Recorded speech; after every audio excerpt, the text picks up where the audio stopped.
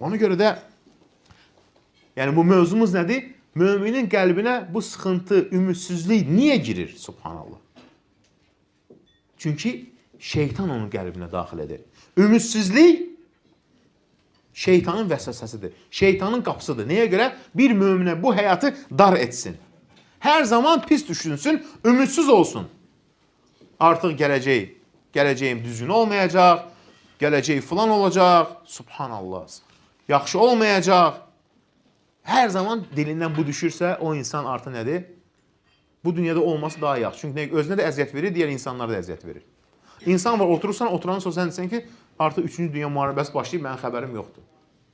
Ancaq problem, ümidi yoxdur. Çünki Allaha inanmayıb elə. Gələcək Allahın əlindədir. Şeytan birinci onu nə edir? Ümidsizliyə sövq eləyir. Ondan sonra gəlir ümidsizliyin daha ən şiddətlidir, çarəsizlik.